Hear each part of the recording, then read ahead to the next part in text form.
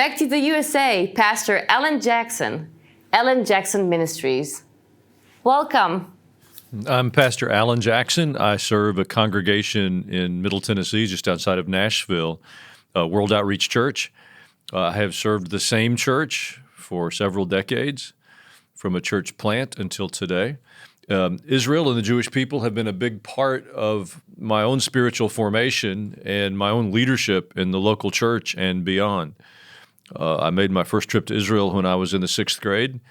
I have been back and forth consistently since then. I studied at Hebrew University in Jerusalem. My parents actually lived in Jerusalem a significant part of the time for more than 10 years, helping translate literature into Hebrew, Christian literature predominantly.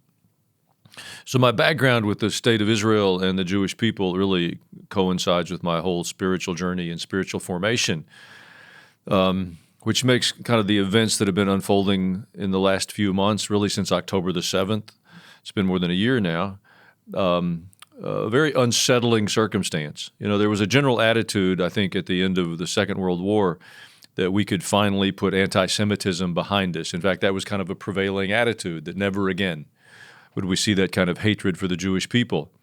One of the things I've learned through my studies at the university there and just my friends in the Jewish community is how separate the communities are, how unaware we typically are of one another, and in the Christian community, how unaware we are of our own history, that the greatest persecutor of the Jewish people historically has been voices from within the Christian camp.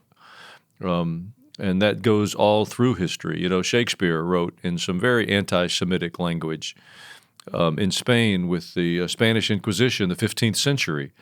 Many Jews were arrested, either forced to convert to Christianity or were forced out of the country, their property confiscated.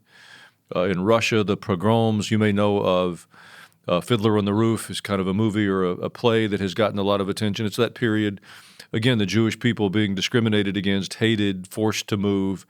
And typically the energy for that came from the Christian community, from the churches and the pulpits, which made it very unsettling post-October 7th to see universities that in our nation had been celebrated as elite. I refuse to refer to them that way any longer. They're not elite universities. They're very intentional propaganda centers. And we saw the hatred for the Jewish people boiling out of those places. It is a very important time for the church to stand up and simply reflect our biblical worldview. The Scripture is very clear. Without the Jewish people, we have no story to tell. In the book of Romans, Paul says in the most emphatic language, God didn't reject the Jewish people. He said, God forbid. Without the Jewish people, we have no Scripture, we have no law, we would have no prophets, we would have no Messiah, we would have no story. We have been grafted into that tree. So we are indebted to the Jewish people, and I believe have an obligation to stand on their behalf on the global stage, and certainly to stand on their behalf inside of our churches and from our pulpits. So if that hasn't been a part of your spiritual formation, I would encourage you to begin to intentionally, purposefully, consistently pray for the peace of Jerusalem and for the inhabitants of the land of Israel and the Jewish people throughout the earth.